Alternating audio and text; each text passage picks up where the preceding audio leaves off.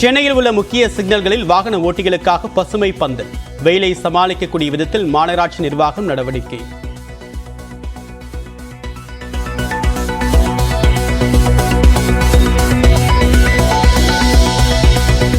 திடீர் விடுப்பால் 90 விமானங்கள் ரத்தான நிலையில் ஏர் இந்தியா எக்ஸ்பிரஸ் ஊழியர்கள் 25 பேர் பணி நீக்கம். மேலும் சில நாட்களுக்கு சில விமானங்கள் ரத்தாகும் என்றும் ஏர் இந்தியா எக்ஸ்பிரஸ் தகவல்.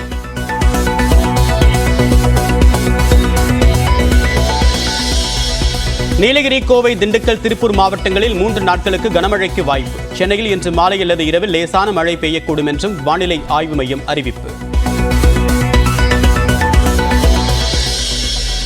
கொடைக்கானல் மேல்மலை கிராமங்களில் ஆலங்கட்டி மழை பெய்ததால் மக்கள் மகிழ்ச்சி.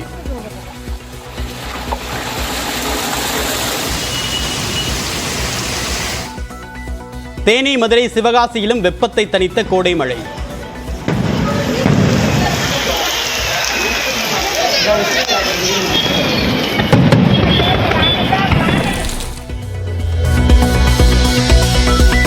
குமரிக்கடலில் குறைந்த காற்றழுத்த தாழ்வு பகுதி உருவாக வாய்ப்பு. வரும் 12ஆம் தேதி முதல் 20ஆம் தேதி வரை தமிழ்நாட்டில் பரவலாக கனமழை பெய்யக்கூடும் என்று தனியார் வானிலை ஆய்வாளர் ஹேமச்சந்தர் கணிப்பு.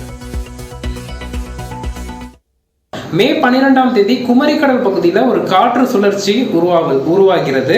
அந்த காற்று சுழற்சி மே 12ஆம் தேதி முதல் மே 20ஆம் தேதி வரையிலான 10 நாட்களுக்கு தமிழகத்தில் கோடை வெப்பச்சலன மழை மேலும் தீவிரமடையும் என எதிர்பார்க்கப்படுது. நெல்லை காங்கிரஸ் நிர்வாகி ஜெயக்குமார் மரண வழக்கில் மகன்களிடம் விடிய விடிய விசாரணை. கடிதத்தில் குறிப்பிட்டவரிடமும் விசாரணை முடிவடைந்த நிலையில் துப்பு கிடைக்கவில்லை என்று தகவல். காங்கிரஸ் கட்சியின் அயலக அணித்தலைவர் பதவியிலிருந்து சாம் பித்ரோடா விலகல். இந்தியர்களின் நிறம் பற்றி கூறிய கருத்து சர்ச்சையான நிலையில் ராஜினாமா.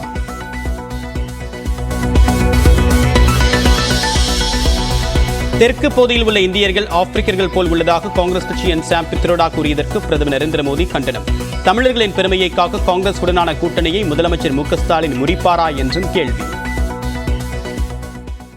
मैं तमिलनाडु के मुख्यमंत्री को पूछना चाहता हूं, जो तमिल संस्कृति की बात करते हैं, इतना बड़ा गंभीर आरोप लगाया है, क्या तमिलनाडु डीएमके कांग्रेस के साथ अपना नाता तोड़ने की घोषणा करेंगे? क्या तमिल स्वाभिमान के लिए, तमिल लोगों के लिए क्या वो हिम्मत है क्या उनमें? பயனற்ற பிரச்சனைகளை நரேந்திர மோடி பேசி வருவதாக காங்கிரஸ் கட்சியின் பொதுச் செயலாளர் பிரியங்கா காந்தி விமர்சனம். வேலையின்மை, பணவீக்கம், பெண்களுக்கு எதிரான அட்டூழியங்கள் உள்ளிட்டவை குறித்து விவாதிக்க தயாரா என்றும் கேள்வி. தமிழ்நாட்டில் 10ஆம் வகுப்பு பொதுத் தேர்வு முடிவுகள் நாளை வெளியாகிறது. தேர்வு முடிவுகளை அறிந்து கொள்வதற்கான இணையதள முகவரிகள் அறிவிப்பு. ஆவடி மாநகராட்சிக்குட்பட்ட பகுதிகளிலும் திருநாய்கள் தொல்லை. வீடியோ ஆதாரத்துடன் ஆவடி காவல் ஆணையர் அலுவலகத்தில் புகார்.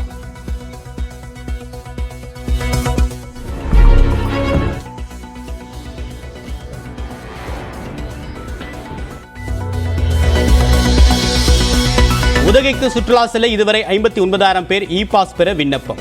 3 லட்சம் பேர் வரை உதகை செல்ல விண்ணப்பித்திருப்பதாகவும் தகவல்.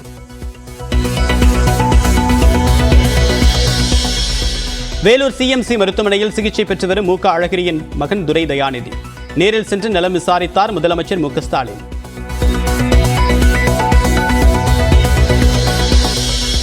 மூன்றாண்டுகளில் 3.5 லட்சம் கோடி ரூபாய் கடன் வாங்கியதே திமுக அரசின் சாதனை என்று எடப்பாடி பழனிசாமி விமர்சனம்.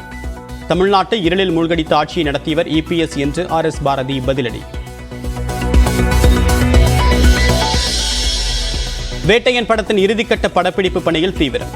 ஷூட்டிங் தளத்தில் ரஜினியை காண புதுச்சேரியில் ரசிகர்கள் ஆர்வம்.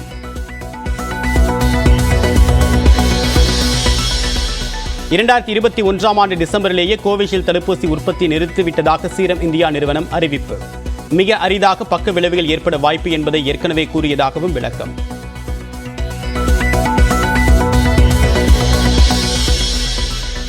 மறைந்த தேமுதிக தலைவர் விஜயகாந்திற்கு டெல்லியில் இன்று வழங்கப்படுகிறது பத்ம பூஷன் விருது. குடியரசுத் தலைவரிடமிருந்து விருதை பெறுகிறார் பிரேம்லதா விஜயகாந்த்.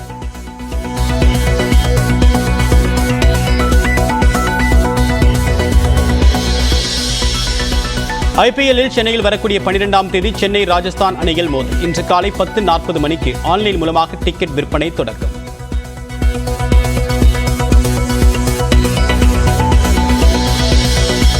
ஐபிஎல் கிரிக்கெட்டில் 166 ரன்கள் இலக்கை 10 ஓவர்களில் எட்டி ஹைதராபாத் அணி சாதனை. 10 விக்கெட் வித்தியாசத்தில் லக்னோவை வீழ்த்தி புள்ளிகள் பட்டியலிலும் 3ஆம் இடத்திற்கு முன்னேற்றம்.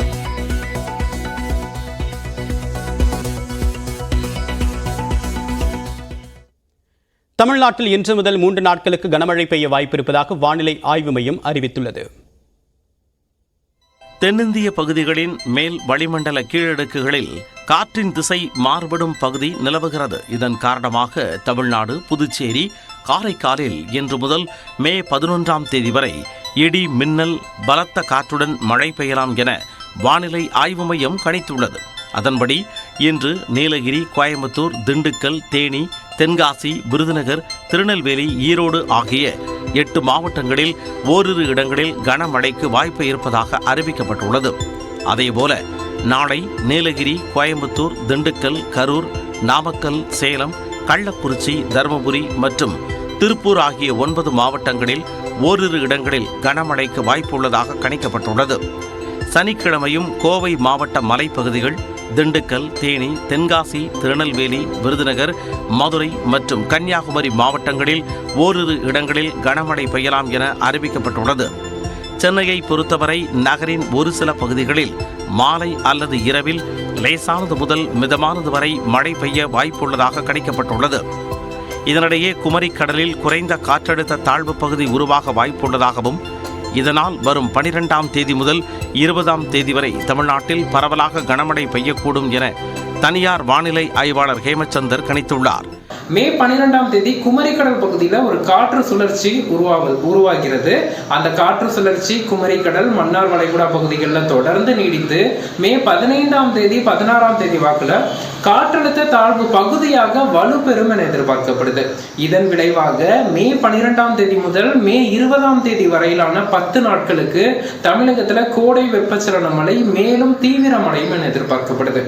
மே 20ஆம் தேதிக்கு பிறகு வெப்ப அலையில் இருந்து தமிழ்நாட்டு மக்கள் விடுபட வாய்ப்புள்ளதாக ஹேமச்சந்தர் தெரிவித்தார். சென்னையில் உள்ள முக்கிய சிக்னல்களில் வாகன ஓட்டிகள் வெயிலை சமாளிக்கக்கூடிய வகையில் பசுமை பந்தல் அமைக்கப்படுகிறது. கூடுதல் தகவலை நிகழ்ச்சிய சென்னை சென்ட்ரல் பகுதியில் இருக்கக்கூடிய சிறப்பு செய்தியாளர் செல்வகுமார், தற்போது சென்னையில் எந்தெந்த பகுதியிலெல்லாம் இந்த பசுமை பந்தல் அமைக்கிறாங்க? இதுக்கான காரணம் என்ன? இது வாகன ஓட்டிகள் என்ன சொல்றாங்க இந்த பசுமை பந்தலுக்கு? சென்னையில் கோடை வெப்பத்தினுடைய தாக்கத்தில் இருந்து வாகன ஓட்டிகள் தப்பிப்பதற்காக இத்தகைய பசுமை பந்தல் தற்காலிகமாக அமைக்கப்பட்டிருக்கிறது. சென்னையில் தற்போது 10 இடங்கள், அண்ணா நகர், சென்ட்ரல், அதே போல பாரிமுனை, OMR உள்ளிட்ட பல இடங்களிலும் இந்த பசுமை பந்தல் அமைக்கப்பட்டிருக்கிறது. இந்த வாகன ஓட்டிகளிடம் இது குறித்து பேசி வருகிறார் மாநகராட்சி ஆணையர் ராதாகிருஷ்ணன். இந்த சூழ்நிலையில் ஒரு பக்கம் மட்டுமே அமைக்கப்பட்டிருக்கிறது, 10 இடங்கள் மட்டும்தானா, கூடுதலாக அமைக்க வேண்டும் என்ற பல்வேறு கோரிக்கைகளும் பொதுமக்கள் மத்தியில் எழுந்திருக்கக்கூடிய சூழ்நிலையில் மாநகராட்சி ஆணையர் ராதாகிருஷ்ணன் அவர்கள் நம்மோடு இருக்காங்க. சார், 10 இடங்கள்ல இப்ப அமைச்சிருக்கோம், வேற ஏதாவது கூடுதலா இருக்கா? இல்ல, தொடர்ந்து பல இடங்கள் அமைப்பதற்கு தான் நாங்கள் நடவடிக்கை எடுக்கிறோங்க.